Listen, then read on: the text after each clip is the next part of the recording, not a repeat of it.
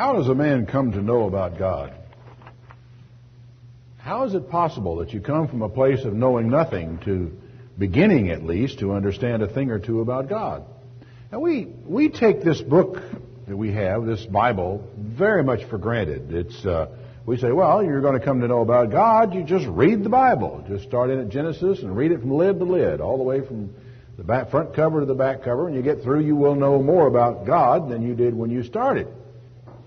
And that's fair enough. The Apostle Paul, though, was constantly running into people who didn't know anything about the Bible at all.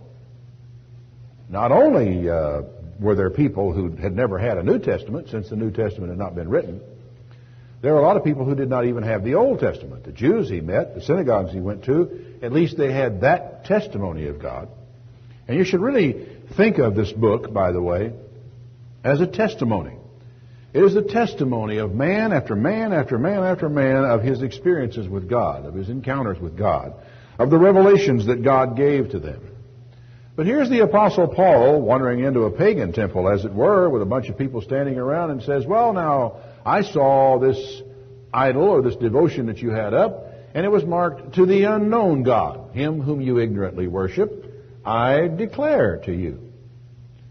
Well, where in the world do you start with someone to know about God or to begin to understand God or somehow experience the greatness of God? In his letter to the Romans, Paul said something I think that is very interesting and very important. In the first chapter, in verse 14, he said, I am a debtor both to the Greeks and to the barbarians, to the wise and the unwise, so that as much as in me is, I am ready to preach the gospel to you who are at Rome also. I am not ashamed of the gospel of Christ. It's the power of God unto salvation to everyone that believes, to the Jew first, and to the Greek.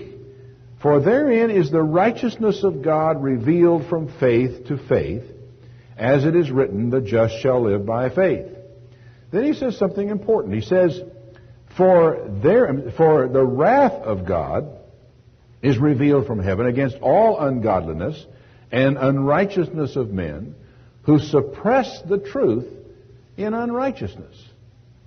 Now, you have to bear in mind that the Apostle Paul is thinking not merely about Jews who had the Scriptures, but about men everywhere, and that the wrath of God comes down on men everywhere who suppress the truth in unrighteousness. And he goes on and makes a really fascinating statement. Because that which may be known of God is manifest in them, for God has showed it to them. Now, how does this happen? Very simple. For the invisible things of Him from the creation of the world are clearly seen, being understood by the things that are made, even His eternal power and Godhead are understood. From what? From the creation and from the things that are made. What Paul is here saying is that there is not a man living out here who has an excuse for disbelieving God, for not believing in God, for not believing that there is a God, for not understanding that there is a God who has a purpose. For all you have to do is to walk out on the shores of a lake on a dark night and look at the skies, at the myriads of stars upon stars, and begin to understand what we now know about these. We're told by Paul and others that back in their time, all the way back in David's day, that to walk out and look at the hosts of heaven was to be stunned into belief of God by the awesomeness of nature and what God had made. They didn't understand that it is 15 billion light years from where they stood to the edge of the universe, minus 2,000 or 3,000 years from where we are today. They didn't know that. They did not understand that even if there were life on another planet in the universe, God has seen to it that we are thoroughly quarantined from one another by distance. We are so far apart that not only can we not travel from one place to the other, we cannot even send a message from one place to another and have it get back not only in one person's lifetime, but probably in the length of time that the planet lasts with life on it.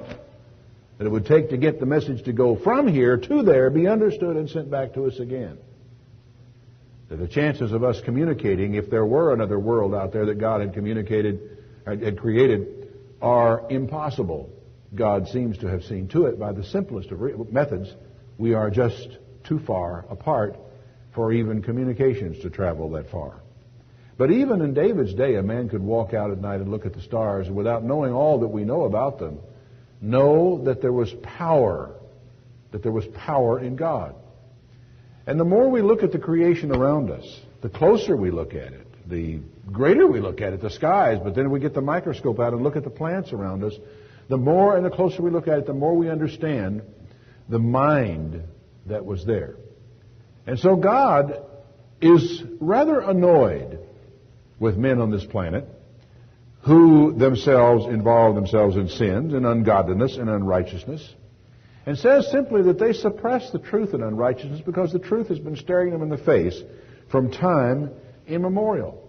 They have no excuse for not knowing the fundamentals about God. And what is also interesting about this is that God, who created the mind of man, created the mind of man to operate on a rational system of thought. So that once you realize that the earth did not come into being by itself, once you grasp the fact that there was a designer who actually sat down at a drawing board, as it were, and drew out the things that are here, that on a normal just system of logic of thinking through the facts logically, you come to the question, why? Why did he do it? What's he trying to accomplish? And of course, a man need look no further than himself at his own body, his hands, his feet, the way the body works, and then to contemplate for a while the way his mind works. To understand that there is a designer who has a purpose, who's going somewhere, who's trying to do something with all of this. And it's incredible the degree to which man has been able, down through generations of time, to come to moral codes of conduct, which are very similar no matter where you go in the world, as men understand and come to understand by rational thought the difference between right and wrong and the way in which to deal with their fellow man. They come to know a great deal about God through their dealings with their fellow man, their dealings with nature. There are, of course, many things they do not find, but the amount of information available to man without even so much as opening the Bible is staggering to consider if a man would simply face up to it and deal with it. Thinking is an activity that one would assume is painful for man, since man does so little of it. You may think that, no, that's silly, I think all the time. I think driving my car to work, I think driving home, I think doing this, I think doing that. Well, if you use the broad terminology of thinking that whatever is going on between your ears at any given moment of time is thought, okay, fine, you think all the time. But that's not what I'm talking about. I am talking about what the Bible would probably use. It would probably use the term meditation, which means directed thought. It means applied thought. It means to close out the external things that may distract you and apply your mind to a subject, a theme, an idea, cause, effect, consequences, conditions, and all the things that we work our way through when we're trying to solve problems, because everything just about that you face is a problem. The existence of God is a problem for you to solve. Your relationship with God is a problem for you to solve. How you're going to obey God is a problem for you to solve. The fact that you have already disobeyed God is a problem for you to solve, at least as far as understanding, or coming to the place maybe where you have no solution, and to know that somehow or other you're going to have to be helped from outside. But to think. And God says to us that we are held accountable for things that we could have known and should have known by observation and rational thought. Isn't that what we just read here? That He will hold them accountable for things they ought to have known, even though they did not have the Scriptures that we had. He said, they, when they knew God, did not glorify Him as God, neither were they thankful, but became vain in their imaginations, and their foolish heart was darkened. Professing themselves to be wise, they became fools, and changed the glory of the incorruptible God into an image made like corruptible man, to birds, four-footed beasts, and creeping things.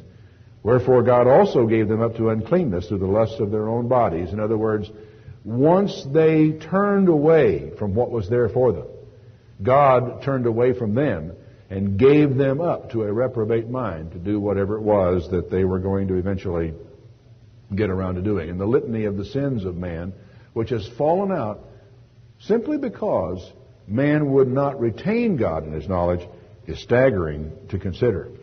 Now there is a psalm. It's the 8th psalm I'd like for you to read. It's cited also in the New Testament, and we'll go there as well in just a moment. It's an inspiring psalm and one that I think about a great deal. David writing, O Lord, our Lord, Psalm 8, how excellent is your name in all the earth, who have set your glory above the heavens. Out of the mouth of babes and sucklings you have ordained strength because of your enemies, that you might still the enemy and the avenger. Strange, awkward construction in the Hebrew, doesn't come through easily. He basically means that out of the mouths of babes and sucklings you have actually had perfected praise, and some of the most simple things in the world can be understood and grasped by children.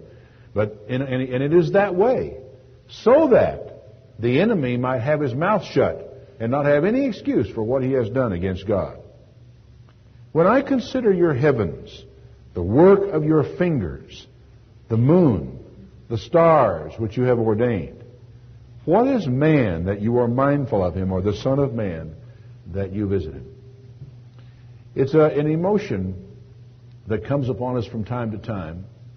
It can strike you if you've managed to work your way up a valley and over a ridge and finally have come to a very high point in a mountain range, and you can see almost forever across plains and valleys to other mountains on one of those severely clear days. And you look out at it and you consider yourself like an ant on the side of a hill with a whole world out there, and the insignificance of you as a person can be absolutely overwhelming. The realization, if you can somehow get your mind around what you're looking at night when you're lying on your back in the grass and you look up and you watch the Milky Way as it snakes its way across the sky. If you ever get a chance to see those things anymore, there are so many lights around. And to contemplate that every single little smoky-looking dot, or every little dot that makes up that smoky-looking haze that cuts across the sky like the Milky Way, is a star, most of which are going to be bigger probably than our sun. Many of which are not merely a star, but are a collection of billions of stars called a galaxy. And that just simply looks like a tiny, infinitesimal dot in the sky. And that it's taken the light that is coming from that tiny little dot in the sky 5 billion years to reach your eye, traveling at 186,000 miles per second. It does make you feel small. And so David said, and I've said to myself on more than one occasion, what is man? We are so small. We are so insignificant. We don't amount to a little breath of air blowing across the face of the earth. Man is nothing. He's like the grass which today grows up and the sun beats on it and it fades, and tomorrow it's gone, it's dead. What is man that you are mindful of him, or the Son of Man that you visit him? What a question. For you made him a little lower than the gods. I know it says angels in your Bible, but the word that's translated angel here is Elohim. I think the translators used angels because when Paul quotes this in Hebrews, he uses the term angels, but that's not what it is in the Hebrew. You have made him a little lower than the gods and have crowned him with glory and with honor. Who? Man. You have made him to have dominion over the works of your hands. You put everything under his feet. All sheep and oxen, all the beasts of the field, all the fowl of the air, all the fish of the sea, and whatever passes through the paths of the sea. O Lord, our Lord, how excellent is your name in all the earth. So, what is man? Well, what is shocking to know, what is sobering to realize, man is the whole point. Man is the object. Man is what it's all about. I know the feeling of wandering out on the starry night, looking at the Milky Way and saying, oh, What am I? What's man? I'm so small. But in actual fact, I, not just me but you, I'm the point of this exercise. Now, I don't know if you thought about this very much, but if you'll turn back to the first chapter of Genesis and look at what God did. The first chapter of Genesis, and consider, your question, the one I asked earlier. Once you begin to understand as you look around the earth that there is a creation, and once you begin to ask yourself the question, why, it needs to recur again and again and again. In the first chapter of Genesis, it says, in the beginning, God created the heavens and the earth. Oh, really? What for? A diversion? Something to watch? Sort of like we might make a kaleidoscope and stick it up to our eyes and roll it around so we can see the pretty lights? Is that what God was doing? Just a little arts and crafts? And the earth was without form and void, and it became that way, and darkness was upon the face of the deep, and the Spirit of God moved upon the face of the waters, and God said, let there be light. And there was light. Why? God can see through the darkness. The darkness is light to Him. He needs no light. Why? Why light? Well, because you and I need light. Because without light, we can't see. We wander around and bump into things. Why light? Because of man. And God saw the light that it was good, and He divided the light from the darkness. And God called the light day, and the darkness He called night, and the evening and the morning were the first day. And God said, let there be an expanse in the midst of the waters, and let it divide the waters from the waters. And God made the expanse and divided the waters under from the waters that were over, and it was so. And He called the firmament, expanse, heaven. And the evening and the morning were the second day. Why did He do that for? It's hard to breathe water for you and me. We had to have an atmosphere. There had to be a break between the waters below and the moisture in the clouds above. And so an atmosphere was created. Why? For you. And God said, let the waters under the heaven be gathered together into one place, and let the dry land appear. And it was so. And He called the dry land earth, and the gathering together of the waters He called seas. And God saw that it was good. But why? We've got to have a place to walk. He was not intending to make us so that we swam in the waters, but that we walked upon the land and we stood upright. For in fact, God was going to make man in the image of Himself. God said, let all the earth bring forth grass, the herb yielding seed, the fruit tree yielding fruit after its kind, whose seed is in itself upon the earth. And it was so. But why? So you could eat. That's all. Just so you could eat. And the herb brought forth grass, an herb yielding seed after its kind, the tree yielding fruit, whose seed was in itself after its kind. And God said, well, it's very good. Why grass? Why trees? Why leaves? Well, you got to have leaves on trees so they can bear fruit. Why non-fruit trees? Well, you've got to have green on lots of things, because man's going to breathe. He's going to breathe out carbon dioxide, and sooner or later he will use up all the oxygen. So we got to find a way of changing all the oxygen, all the carbon dioxide, back into oxygen. And so we create plants that will do that. Why do we make plants? We made them because man's got to breathe. Why? It was done for you. And the evening and the morning were the third day. And God said, let there be lights in the firmament of the heaven to divide the day from the night, and let them be for signs and seasons and days and years.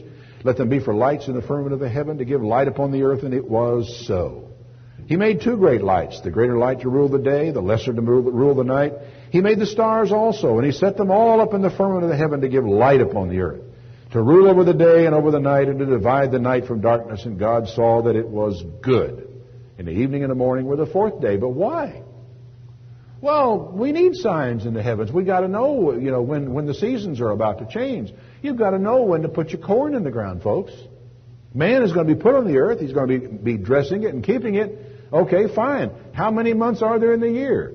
Which month in the year is when the month of green ears is going to be? When do we put the corn in the ground? When do we get ready for harvest? What is the sequence of all these things? And of course, how can we know when to meet one another and how to come together? Well, we do it 3 moons from today. I'll meet you on the new moon. God put them up there for man. God said, let the waters bring forth abundantly the moving creature that has life, fowl to fly above the open firmament. He created whales. He created every living creature. The waters brought forth abundantly after their kind. And He saw that it was all very good. And the fifth day came about. Why? Well, it's all a part of a package. God worked hard during all this period of time to create an environment. But an environment for what? For you. That's all. For you. He said in verse 26, let us make man in our image and after our likeness. And let them have dominion over the fish of the sea, and the fowl of the air, and the cattle, and over all the earth, and every creeping thing that creepeth upon the earth. So God created man in his own image. In the image of God created he him. Male and female created he them. Now, why did he do that? Well, it was easier than making 16 million people. Make one of each, make them male and female, and they'll go make your 16 million people for you. Well, what do you want 16 million people for? Now you have asked a very interesting question. Why did God make us in the first place? Why did he make us male and female? Why did he go out and say, multiply and replenish the earth and fill this earth up with people? I guess he's got something in mind. Something is going on. God blessed them and said, be fruitful and multiply and replenish the earth and subdue it. Have dominion over the fish of the sea and the fowl of the air and over every living thing that moves upon the earth. And God said, behold, I have given you every herb bearing seed which is upon the face of all the earth, and every tree in which is the fruit of the tree yielding seed. To you it shall be for meat. To every beast of the earth, every fowl of the air, everything that creeps upon the earth in which there's life, I've given every green herb for meat. And it was so. And God saw everything that he had made, and behold, it was very good. And the evening and the morning were the sixth day. Why? Like I said, if you start asking those why questions, you will come around to a realization that this was all done for man. And man was done for something else. Man was done for God. There's a line in James Weldon Johnson's The Creation that says, and God stepped out on space and he looked around and said, I'm lonely. I'll make me a world. And goes on with a poem about the creation until finally it comes to man. There is some truth in that God wanted others like himself to be around him. But this was no mean task. This was no simple thing. That if we were going to create sons, we have got to find a way to bring those sons into existence as independent, thinking, creative beings like God. Then somehow or other you have got to create them, have them multiply, have more of them, test them, try them, teach them, train them, or otherwise all you have is a bunch of untrained brats running around the universe for all eternity, and nobody wants that type. Can you imagine spirit beings populating the earth that had the temperament of 2-year-olds? Thus the heavens and the earth were finished, all the host of them. And on the seventh day God ended all his work which he had made, and he rested on the seventh day from all his work which he had made. And God blessed the seventh day and set it apart, because he had rested from all the work which he had created and made. Why? Interesting question. Was he tired? Oh, I don't think so. I mean, the very idea and all the things that we can know and imagine about God, to think that God was tired after 6 days of work, is a little beyond my capacity to grapple with. Why? Well, one reason is because he intended that man rest. That man who did need to rest, man who would get tired, needed to work 6 days, and he needed a day off.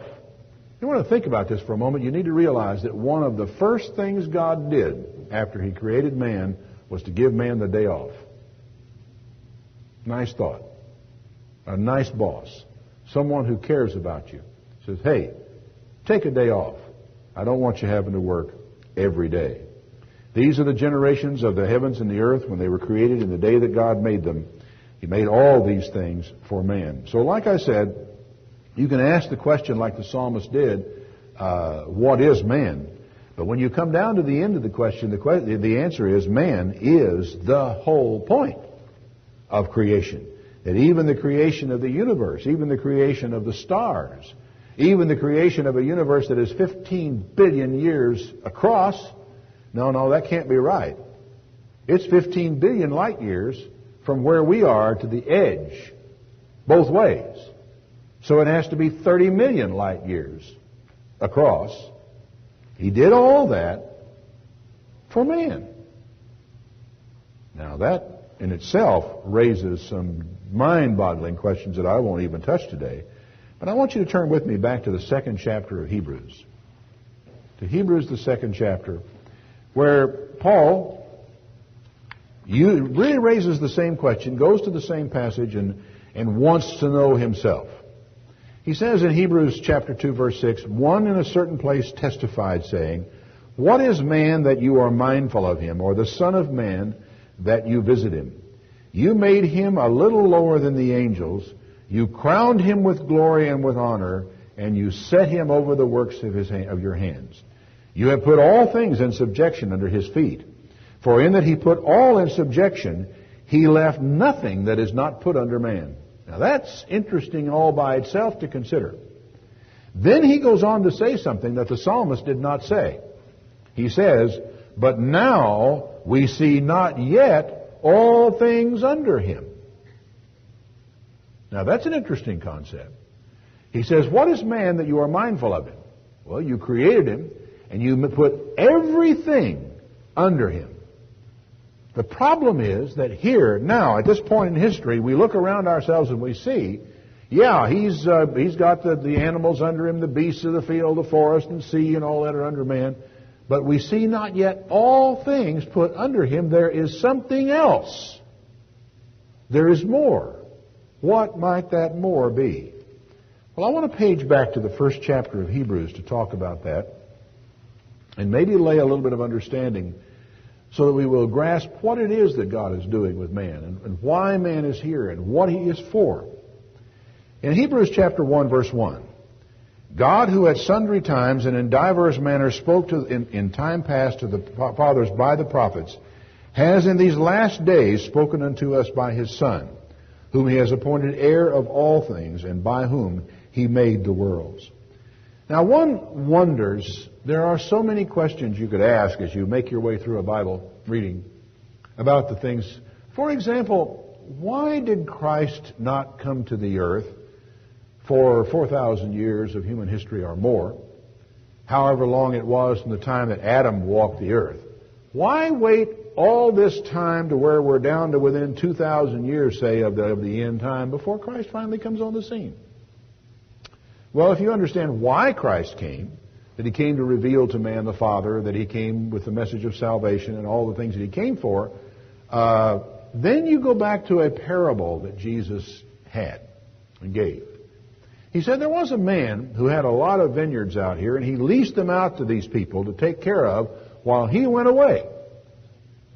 In the process of time, he sent his servants back to take an account and to receive his share of the work and the profits of these vineyards. And Jesus said, well, the people said, when the servant came, he said, well, my master has sent me. He wants his share of the profits of this thing. They killed him. I think initially they didn't kill him. They beat him up and sent him back with nothing. And so he sent another one. And they beat him up and sent him back with nothing. And he sent another one and beat him back and sent. And finally he said, they won't listen to these servants, but they will reverence my son. I will send them my son. So he sent his son to the people who were the sharecroppers on his vineyards. And they saw the son saying, here's the son. Well, if we kill the son, we can inherit, we can possess and have everything that's here. So they took the son and killed him. What was Jesus talking about in that parable? He was saying essentially this, that God created the heavens and the earth and placed man on it, and man was fruitful and multiply, and that God is the great landowner who has put his creation and his land in the hands of men to dress and to keep, and of course to give God his share of whatever it was that they were producing off the land. In the process of time, God sent prophets to these people. And they would preach to them about the way they were supposed to relate to God and how that God had given them all these blessings and how they should honor God, both in tithes and offering, in the keeping of the Sabbath day, in obedience and having justice in the land, of doing right by the fatherless and the widow, of taking care of the poor, not walking over the feelings of other people. And they stoned the prophets. They stoned them and beat them and sent them away, and some of them they killed. And he sent another prophet, and they did the same thing. And he sent another prophet, and they did the same thing. Down through generations of man, God sent prophet after prophet after prophet. It's not as though he didn't start out communicating with man. And finally, he sent to them his Son. And him they killed. So God, Paul says, at various times in diverse manners, spoke in times past to the fathers by the prophets, has in these last days spoken unto us by his Son, whom he has appointed heir of everything, and by whom he made the worlds, who being the brightness of his glory, and the express image of his person, upholding all things by the word of his power, when he had by himself purged our sins, sat down on the right hand of the majesty on high, being made so much better than the angels, as he has by inheritance obtained a more excellent name than they. Now he begins to develop for us a theme that grows out of the psalmist's theme. You have made him for a while a little lower than the gods. What Paul is here doing is contrasting Christ, who is the Son of God, with angels who are created beings. It was C.S. Lewis who drew the analogy, and I thought it was very good, to where he said, what one begets is something like oneself. What one makes is something other than and not like oneself. And so it is that this individual is not like the angels. He has obtained by inheritance a more excellent name than angels. The angels are not sons of God, not in the true sense. They are not capable of inheriting. They are created by God. They are not begotten by God or born of God. They have no right to that. But this one, because he is a son, can inherit everything the Father owns, is an heir, is a family member, is in a totally different category. For under which of the angels did he say at any time, you are my son, this day have I begotten you? To none. And again, I will be to him a father, and he will be to me a son.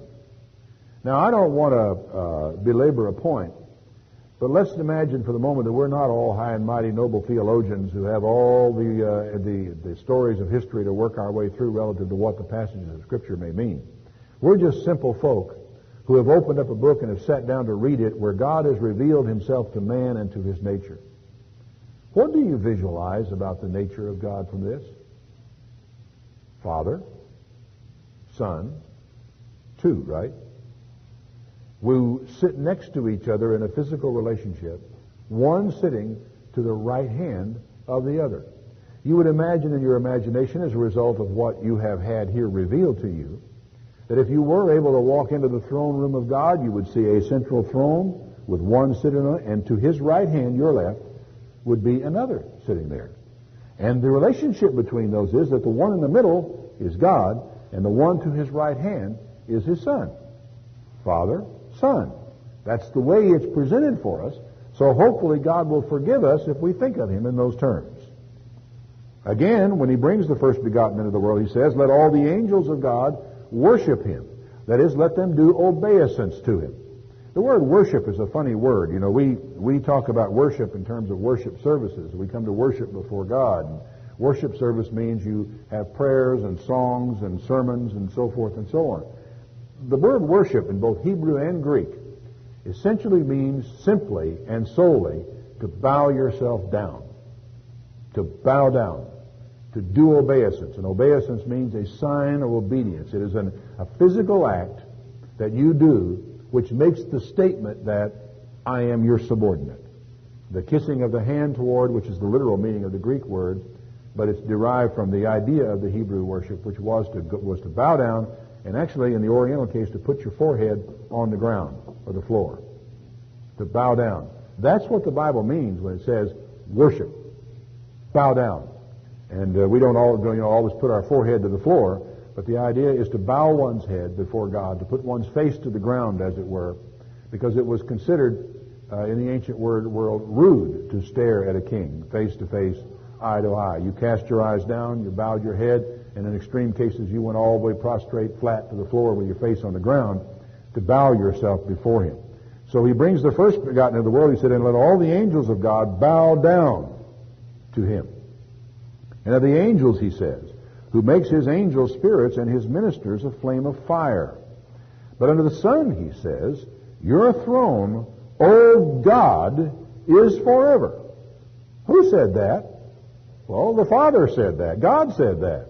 God said to the Son, your throne, O God. So we have God here calling someone else God. Now, I understand how nervous that makes some people who believe in the Trinity. But this is Paul writing. This is in the Bible. It's God's Word. It's the truth. And this is the way in which he understood, and God had revealed himself to it. That God said to the Son, your throne, O God, is forever, and a scepter of righteousness is the scepter of your kingdom. You loved righteousness and hated iniquity. Therefore God, even your God, has anointed you with the oil of gladness above your companions. So that Jesus Christ is God's anointed. By the way, one of these companions, these angels, was also called the anointed of God, and he fell. Satan the devil was that cherub, the anointed cherub that covers. And you, O Lord, in the beginning have laid the foundation of the earth, and the heavens are the works of your hands. They shall perish, you remain. They all will wax old like a garment. Like a vesture, you'll fold them up, and they'll be changed. But you are the same, and your years shall not fail. But to which of the angels did he say at any time, sit on my right hand until I make your enemies your footstool? Well, none of them. Now, there is a logical question that arises at this point, having heard all of this. Why angels? What are they for? Why did God ever make one of these things in the first place? Look at this next verse. Are they not all ministering spirits sent forth to minister for them who will be the heirs of salvation?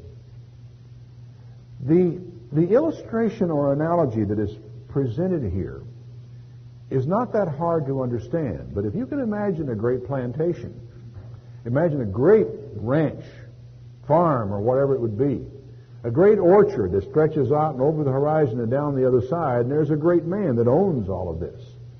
And he has sons, people born in the house. He also has servants, people whom he has hired to take care of his house, to take care of his land, to do the work that is to be done, and to whom he entrusts many of his affairs, all the way to a chief steward who manages the finances of this family farm, which is a great, great corporation. Now, the boys and girls in this family are children. They are 3 and 5 and 7 and 9. Who has the greater authority in the household at that age? The children or the servants? Well, in many cases, those servants tell the children what to do. In the Greek society, one of those servants, called a pedagogue, would get the boy up in the morning, see to it he brushed his teeth, flossed them, or whatever it was he had to do, that he washed himself properly, and then saw to it that he put his room in order, and then took him to school, led him all the way down to school, and was there in case discipline was needed. He saw to it the boy did what the boy was supposed to do. A pedagogue means, in Greek, a guide to young boys. Pedagogue was a servant. He may have belonged to the master or been hired by the master. But in a plantation or that type of big farm situation, and you're a servant working in a farm, and there are 4 boys or 2 boys and 2 girls growing up, do you not assume that the time is going to come when you will be working for the boys or the girls? Yeah, you are. Because they're heirs. They have by inheritance the name of the man who owns the farm. They will, as they grow up, be entrusted with their share of that family business and with the responsibilities of it, with increasing level of responsibility as they get older. And when the old man dies, they will take over and they will run it, and you will work for them. But when you are 7 or 5 or 3, you will do what the servant says you should do. You will stay out of those places and cupboards and what have you where they tell you to stay out of. You will do your chores like the pedagogue tells you that you must do them. You will carry out the responsibilities, and you will be under the direction of servants through all that period of time. And so, understanding the nature of angels they are ministering spirits, servants, to serve those who are the heirs of salvation. Who's that? I'm looking at a crowd full of them here. That they are actually appointed to look out for you like a guide to small boys or girls would do in a Greek household. There are even suggestions that we may all have our own assigned to us. One wonders from time to time if that may be true. That there are those who watch for us. There are look out for us. That sometimes protect us and sometimes keep their hands in their pockets while we get ourselves into trouble because God said leave him alone. He's determined to do it his way. And sometimes a servant will let you do that. Sometimes they'll let you go ahead and climb the tree as though you knew what you were doing. And when you fall out of it, they'll gather you up and take you down, set your broken arm and put it in a cast and tell you I wasn't that smart. Well, God allows us to make all kinds of mistakes and to hurt ourselves in all sorts of ways as we grow up. So angels serve as ministering spirits, servants to those who are to be of the household of God. Now, having said all this, Paul then says, therefore, we really ought to give the more earnest heed to the things which we have heard, lest at any time we should let them slip. You really ought to pay attention to what I've got here for you, lest you get away from you. For, he says this, if the word spoken by angels was steadfast, and every transgression and disobedience received a just recompense of reward. Oh, I got the picture, you bet. I was supposed to clean out that corn crib, and I didn't. And the servant that came along to see to it that I had done it, when he found I hadn't, got the rod to my backside. My dad had told him to do it. You got it? That law, which was ordained in the hand of angels, he said, every transgression, every disobedience, got its just recompense. Now, that being the case, what makes you think we're going to escape if we neglect so great a salvation, which at the first began to be spoken by the Lord and was confirmed afterward to us by them that heard him? Because you see, I didn't get my instructions from a servant. I got my instructions from the Son, the heir, the one who has now come to the place to where he can take his place, where he can rule, where he can direct. And I'm not being told what to do by a servant. I'm being told what to do by the boss. What makes me think I'm going to get away now with a lesser standard, with being careless now in the things that have been handed to me and laid out before me and the opportunities that I have? God also bare these people who told us these things, talking about not only we hear it from Christ, we've heard it from those that heard it from him. God bearing them witness with signs and wonders and various miracles and gifts of the Holy Spirit according to his own will. For unto the angels he has not put in subjection the world to come whereof we speak. There is a world ahead of us that is not, he said, put in subjection to angels. Well, then who? But one in a certain place testified, saying this, what is man that you are mindful of him? Or the Son of Man that you visit him? You made him a little lower than the gods, as the psalmist put it. You crowned him with glory and honor, and you set him over the works of your hands. You put all things in subjection under his feet. For in that he put all in subjection under him, he left nothing that is not put in subjection under him. But now we see not yet all things in subjection. Now you follow the analogy of a boy growing up in the household. He is destined to have this whole ranch under his authority. And as he grows, he gains more and more all the time. And we see all things being put under his feet, but not yet everything. He does not have everything under control yet. We see Jesus, though, who was made a little lower than the angels for the suffering of death, crowned with glory and honor, that he, by the grace of God, should taste death for every man. For it became him, by whom are all things, and for whom are all things, in bringing many sons into glory, to make the captain of their salvation perfect through suffering. That ahead of us lies an inheritance which involves authority, which involves power that we cannot even imagine. And between here and there is clearly a training period. There is a time when we must be chastised, when we must be taught, when we must be corrected, when we must be directed. And we are destined to have all things put under our feet, but not now, not yet. But yet we are to be brought, many sons and many daughters, into glory. For both he that sanctifies and they who are sanctified are all of one, for which cause he is not ashamed to call them brethren, saying, I will declare your name unto my brethren. In the midst of the church will I sing praise to thee. So, if you're wondering why we sometimes refer to Jesus as our elder brother, now you know. It's because he is. That he is bringing many sons of the Father to glory. And that he calls us his brethren. And is not ashamed to call us brethren.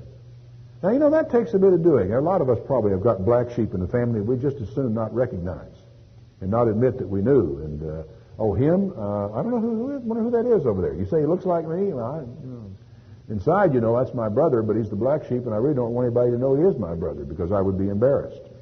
He says, I'm not ashamed to call you brethren. That Jesus looks at each and every one of you and has no shame for you. He's not ashamed. He's not embarrassed by you. You are his brethren.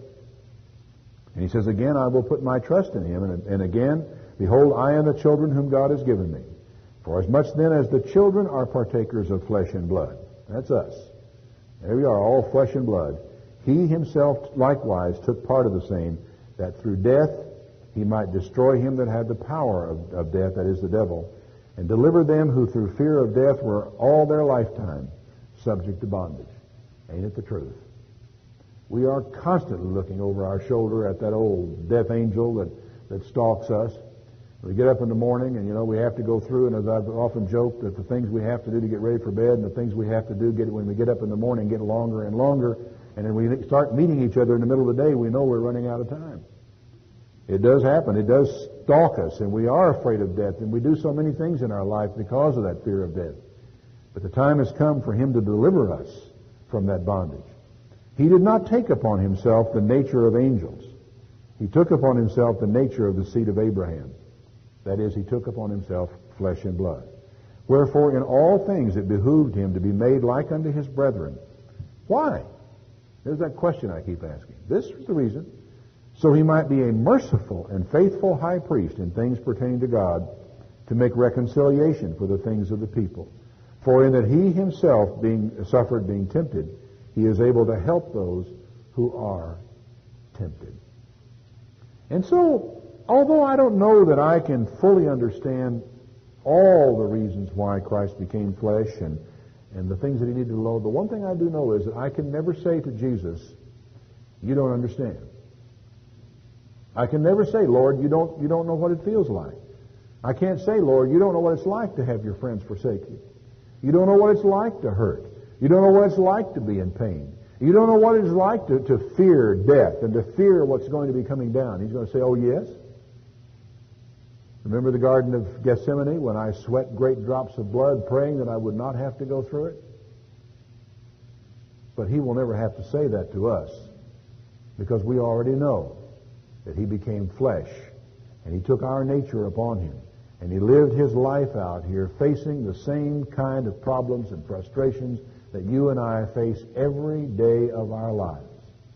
And he stands by right now and has angels standing by right now to help us make our way through the challenges and the difficulties that we face ahead. What is man that you are mindful of him, or the Son of Man that you visit him? Man's the point. Man is the object of the exercise. Man who can actually be born into God's family, who can by inheritance obtain God's name and bear that name and a new name which God is going to give us, which we cannot even imagine or possibly deal with today. I think there are some times when we become so occupied with the drudge and with the confusion and the dust and the smoke and the problems and the things of this world that we really forget what's going on down here. Maybe a little time out tonight under the stars might help. When you ask the question, what is man, that you are mindful of him, and the answer comes back, man is everything.